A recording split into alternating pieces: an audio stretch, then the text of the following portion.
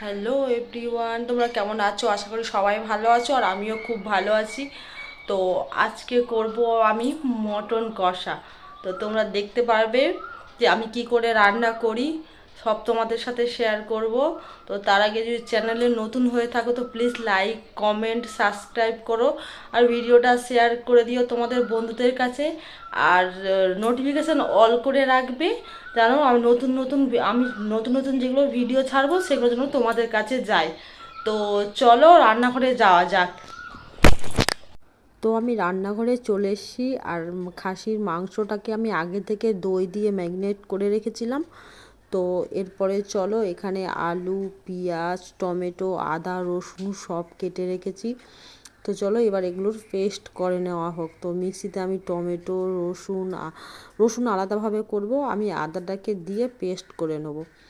Paste করে নেওয়ার পরে তারপরে আমি রসুনটাকে আলাদাভাবে পেস্ট করব।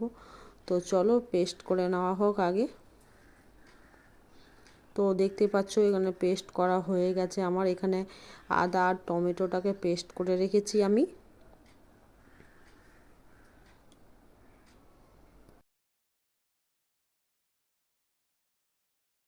আর রসুনটাও পেস্ট করে এর মধ্যে ঢেলে রেখে দিয়েছি। এরপরে গ্যাসে কড়াটাকে বসিয়ে ভালো করে গরম করে নিতে হবে। ভালো করে গরম না করলে আলু টালু কিছুই ভাজা হবে না। তো আমি আগে হাত দিয়ে দেখে নিচ্ছিলাম যে গরম হয়েছে কিনা। তো ভালো করে গরম করে নিয়ে এবার কড়াতে দিয়ে দেবো সর্ষের তেল। খাসির মাংস সর্ষের তেল দিয়ে করলে বেশ ভালো একটা স্বাদ হয়। তো আমি কড়াতে তেল দিয়ে দিলাম। তোমরা যেমন তেল দিতে ইচ্ছে করবে তোমরা সেভাবে তেল দেবে। তো আমি তেলটা দিয়ে হাত দিয়ে দেখে নিচ্ছিলাম যে গরম হয়েছে কিনা। তারপর একে একে আলুগুলো সব দিয়ে দেবো। আলু লাল লাল করে ভাজতে হবে। তোমরা সেই হিসাবে ভাজবে, গ্যাস আস্তে করে হোক জোরে করে হোক দিয়ে সেভাবে ভাজবে। তো আমি আলুটাকে লাল লাল করে ভেজে নিচ্ছিলাম। তার জন্য একটুখানি নুন আর হলুদ দিয়েছিলাম আমি।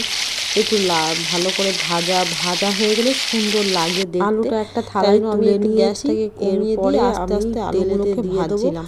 দুটো তেজপাতা তোমরা দেখো যে লাস্ট পর্যন্ত ভিডিওটা দেখবে, দেখে কেমন লাগে একটু স্বাদ করে তোমরা জানিও।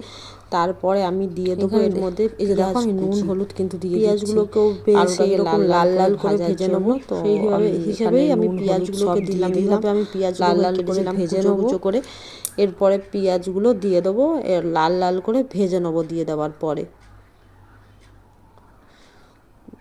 ভালো করে, আর পেঁয়াজের মধ্যে একটুখানি নুন দিলে লাল লাল করে ভাজা হয় আর তাড়াতাড়ি ভাজা হয়। তো তোমরা সেই হিসাবে একটুখানি নুন দিয়ে দেবে, দেখবে যে সুন্দরভাবে ভাজা হবে, তাড়াতাড়ি ভাজা হবে। পেঁয়াজের মধ্যে নুন দিলে তাড়াতাড়ি ভাজা হয়। ঠিক এই আমার পেঁয়াজটা ভাজা হয়ে গেছে লাল লালভাবে। ঠিক এইভাবে পেঁয়াজটা তোমরা ভেজে নেবে। পেঁয়াজটা ভাজা হয়ে গেছে। এবার এই পেঁয়াজটা ভাজা হয়ে গেলে ঠিক ভালো করে আমি তার মধ্যে মাংসটা দিয়ে দেবো, কিন্তু তার হিসেবে আগে নুন দিয়ে দিলাম। নুন স্বাদ মতো তোমরা নুন দিয়ে দেবে। তারপরে দিয়ে দেবে 1 চামচ লঙ্কা গুঁড়ো, মানে লঙ্কা গুঁড়ো তোমার স্বাদ হিসাবেই দেবে, তোমরা যেভাবে ঝাল খাবে সেভাবেই দেবে। আমি 2 চামচ লঙ্কার গুঁড়ো দিয়েছিলাম। আর তারপরে দিয়ে দিতে হবে হলুদ গুঁড়ো।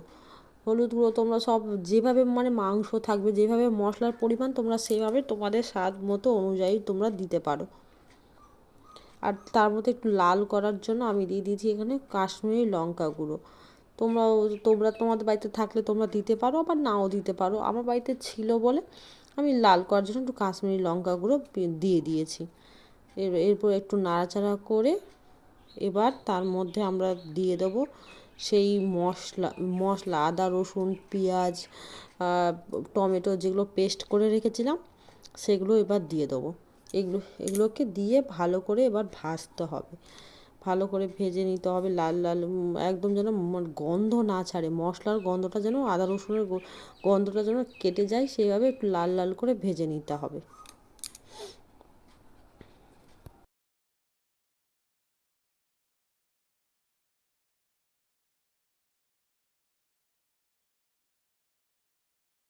মশলা কষানো হয়ে গেছে, লাল লাল করে তেল ছেড়ে দিয়েছে। এরপরে দিয়ে দেবো আমি মাংসগুলো সব, আস্তে আস্তে সব মাংসগুলো আমি তুলে তুলে দিয়ে দিচ্ছি।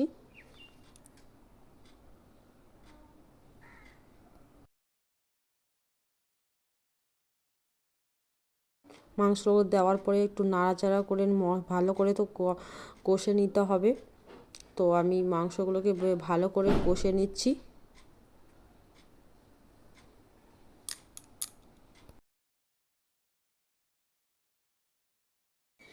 ঠিক এইভাবে দেখো তেল ছেড়ে দিয়েছে কড়া থেকে, তোমরা দেখতেই পাচ্ছ তেল ছেড়ে দিয়েছে। তো এইভাবে করেই আস্তে আস্তে ভালো করে তোমরা কষে নেবে।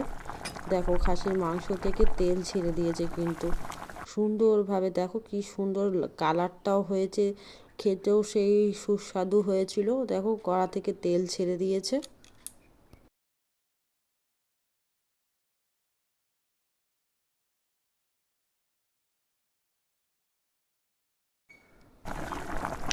দেখতেই পাচ্ছ কিরকম কালারটা সুন্দর কালার এসেছিলো। তোমরা এইভাবে বাড়িতে ট্রাই করে দেখবে, খেতেও সুন্দর হয় আর মানে সব কিছুই সুন্দর হয়। এরপরে আমি দিয়ে দেবো আলুটা। আলু নিয়ে ভালো করে কষিয়ে নিতে হবে, ভালো করে আলুটাকে দিয়ে আমি কষিয়ে নেবো।